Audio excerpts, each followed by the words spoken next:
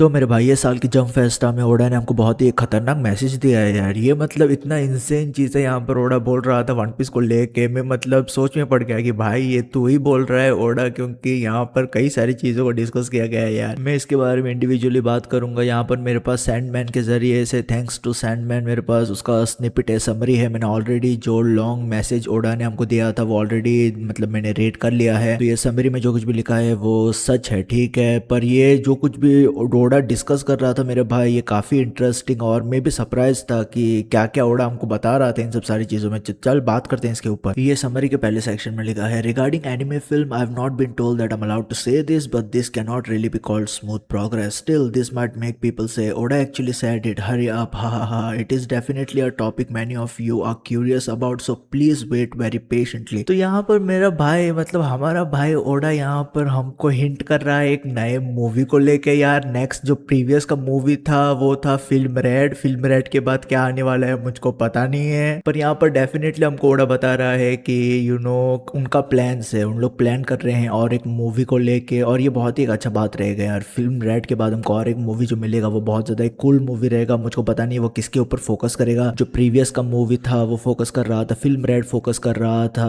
हमारे भाई शैंक्स के ऊपर, ऊता के ऊपर फोकस किया जा रहा था वहाँ पर।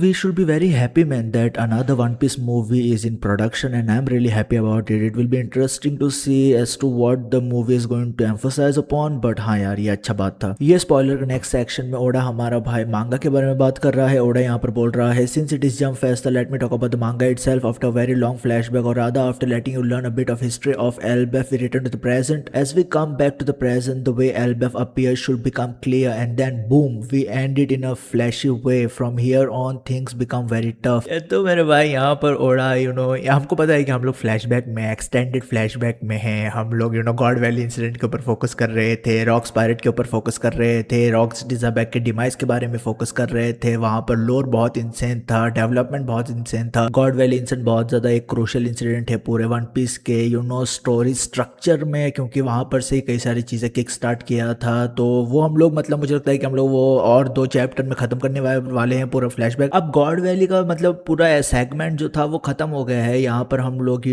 जो हम लोग स्टोरी नैरेटिव है उसको काइंड ऑफ कंक्लूड कर रहे हैं फ्लैशबैक के जरिए से। कैसे किंग हेरल्ड का डेथ हुआ, कैसे लोकी का इन्वॉल्वमेंट हुआ, लोकी का डेविल फ्रूट, लोकी का रैग्नार, शैंक्स का इन्वॉल्वमेंट, गबान का इन्वॉल्वमेंट, सब सारी चीजें हम लोग काइंड ऑफ टाइन कर रहे हैं ताकि हम लोग बहुत ही स्मूथ तरीके से ट्रांजिशन कर पाए प्रेजेंट स्टोरी लाइन में। यहाँ पर ओडा जिस तरीके से बोल रहा है यार कि हम लोग प्रेजेंट स्टोरी लाइन में आएंगे और बाद में एल्बेफ के बारे में कई सारी चीजें क्लियर हो जाएगा और बहुत ही हम लोग फ्लैशी तरीके से इस पूरे आर्क को कंक्लूड करने वाले हैं। तो हम लोग कई सारी चीजें बहुत ही मतलब हाई फैशन में एक्सपेक्ट कर सकते हैं, क्योंकि यहाँ पर एल्बेफ आर्क में अगर तू मेन एंटेगनिस्ट के बारे में बात करेगा तो वो ईमू ही है, क्योंकि ईमू ने गुंको की बॉडी के ऊपर पोजीशन लिया है। ईमू का पूरा जो चीज है वो ये है कि वो पूरे एल्बेफ के वॉरियर्स को, एल्बेफ के जायंट्स को बेसिकली वो यूटिलाइज करना चाहता है अपने आर्मी की तरह। और हमने देखा है उसने डॉमी रिवर्सल के जरिए से सब सारे लोगों को काइंड ऑफ डीमंस में बदल दिया है। मुझको पता नहीं कैसे वो रिवर्ट होगा, पर हाँ यार जिस तरीके से ओडा काफी एक्साइटेड लग रहा है कि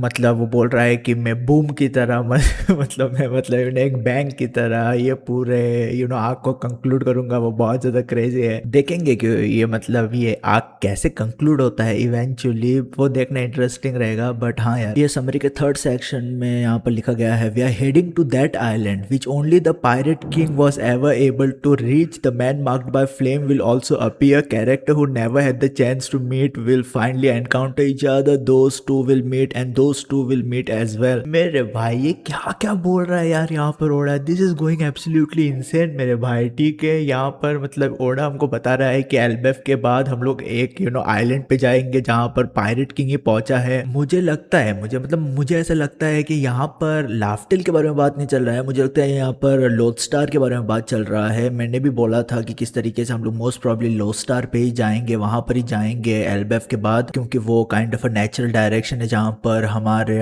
स्ट्राइट पायरेट जा सकते हैं। मेरे को ऐसा नहीं लग रहा था कि एल्बेफ के बाद हम लोग एक छोटे डिटूर पे जाएंगे जहाँ पर हम लोग 50 चैप्टर वहां पर फोकस करेंगे। मेरे को ऐसा लग रहा था कि हम लोग लो स्टार पे जाने वाले हैं यार एल्बेफ के बाद, क्योंकि हमारा जो स्टोरी है वन पीस का वो बहुत ज्यादा नैरो डाउन हो रहा था। तो मुझे लगता है कि यहाँ पर जब ओडा बोल रहा है दैट आइलैंड, तो मुझे लगता है कि यहाँ पर वो लोड स्टार के बारे में ही बात कर रहा है। अब यहाँ पर Oda man marked by flames भी बोल रहा है मेरे भाई, मतलब मुझे मुझे पता नहीं यार, मैंने मतलब प्रेडिक्ट किया था कि जो हमारा एलबेफ का पोस्ट आर्क का सेगमेंट रहेगा वहां पर हमको मैन मार्क्ड बाय फ्लेम दिखाई देने वाला है। और ये इंपॉर्टेंट है मेरे भाई, ये बहुत ज्यादा इंपॉर्टेंट है मैन मार्क्ड बाय फ्लेम। ये इस वजह से इंपॉर्टेंट है कि जो लास्ट पोनीग्लिफ है वो काइंड ऑफ लास्ट पोनीग्लिफ को एसोसिएट किया जा रहा है मैन मार्क्ड विद फ्लेम के साथ। तो मतलब जो भी बंदा है ये मैन मार्क्ड विद फ्लेम वो बहुत ज्यादा एक क्रूशियल बंदा है, क्योंकि हम लोग यहाँ पर एंटिसिपेट कर रहे हैं, होप कर रहे हैं कि ये जो लास्ट पोनीग्लिफ है जो मतलब किसी को पता नहीं कहाँ पर है, वो basically man marked with flame के पोजेशन में ही है। तो ओडा को बोलना कि मैन मार्क्ड विद फ्लेम हमको दिखाई देने वाला है,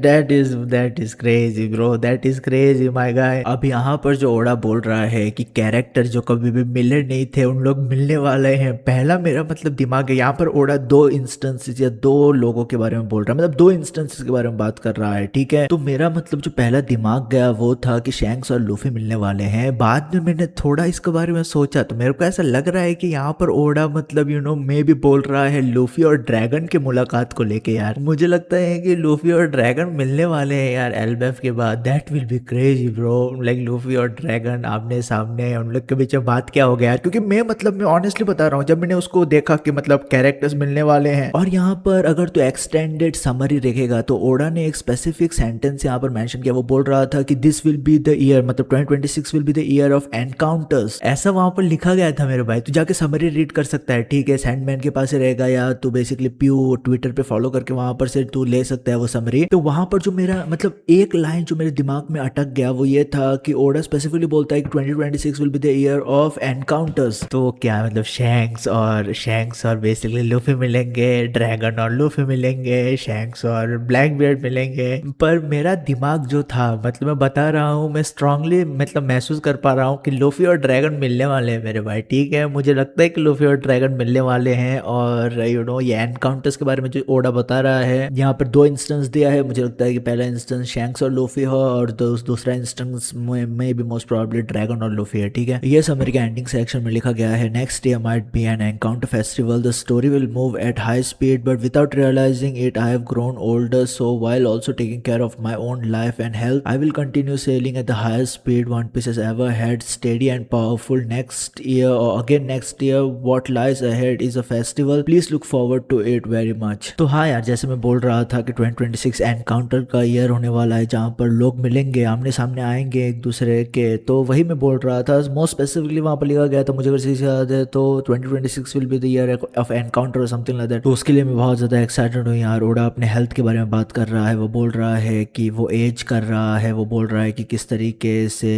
वो अपने स्टोरी को स्ट्रॉन्ग, फास्ट पेस्ड और स्टेडी करके मेंटेन करके रखना चाहता है। वो अच्छे पेस पे जाना चाहता है नेक्स्ट साल, इस पूरे ले जाना चाहता है नेक्स्ट साल इस पूरे स्टोरी को। ओडा बहुत ज़्यादा एक्साइटेड है इस स्टोरी को लिखने के लिए। और मैं भी बोल रहा हूँ यार कि मतलब ओडा अभी 50 साल का हो गया है मेरे भाई। 50 साल के बाद 55, as soon as you start reaching 55, 56, 57, the work of manga, the work of drawing manga, that becomes a little bit taxing man. Obviously पहले से भी वो टैक्सिंग रहता ही है, बट मेरे को थोड़ा मतलब कंसर्न है वो ये है ओडा के हेल्थ को लेके। अब हाँ, ओडा मतलब 3 चैप्टर्स के बाद ब्रेक पे जाता है तो उसको थोड़ा बहुत रेस्ट मिलता है, बट फिर भी मतलब मैं नहीं देख रहा हूँ वन पीस को 5-6 साल से ऊपर जाते हुए, मतलब एंडिंग सेगमेंट में मे बी 5 या 6 साल तक ओडा मतलब इसको कंक्लूड करिए स्टोरी को। तो मेरे भाई ओडा ये सब सारी चीज बात कर रहा था, क्या क्या था यार इसमें, ये खतरनाक मतलब ओडा ने हमको स्निपेट दे दिया है यार 2026 का। बहुत इंसेन होने वाला है 2026 वन पीस के लिए। अब ऑब्वियसली ओडा यहाँ पर अपने एक्सटेंडेड समरी में वो एनिमे के बारे में बात कर रहा था। मुझे लगता है कि वो न्यू लाइव एक्शन जो सीरीज आ रहा है, मतलब जो सीजन 2 आ रहा है उसके ऊपर बात कर रहा था। किस तरह वो बोल रहा था किस तरीके से सीजन 3 भी प्रोडक्शन में जा चुका है। ओडा यहाँ पर बात कर रहा था विड स्टूडियो के रीमेक को लेके कि किस तरीके से ये वाइड ऑडियंस के लिए बनाया जा रहा है, वो सब सारी चीजें। वो मुझे लगता है कि मैंने 3 साल पहले देखा था यार, मुझको पता नहीं है वो प्रोजेक्ट कहाँ पर है, क्या चल रहा है उसके साथ। पर हाँ, ओडा कई सारी चीजें और बात कर रहा था। पर ये जो कुछ भी हमको सैंडमैन ने समरी दिया है ये मतलब मेजर चंक है जो मतलब वन पीस तेरे जैसे मेरे जैसे तेरे जैसे वन पीस फैन को एक्साइट करे यार। So this is it man, like I am really excited man. Next arc मेरे भाई लोडस्टर होने वाला है। मतलब क्या चल रहा है यहाँ पर, ठीक है, क्या चल रहा है, man marked with flame, encounters होने वाला है, वन पीस का मूवी आ रहा है, मतलब क्या क्या चल रहा है यार। This is a crazy thing but I am really happy man, I am genuinely feel happy about it bro. देखेंगे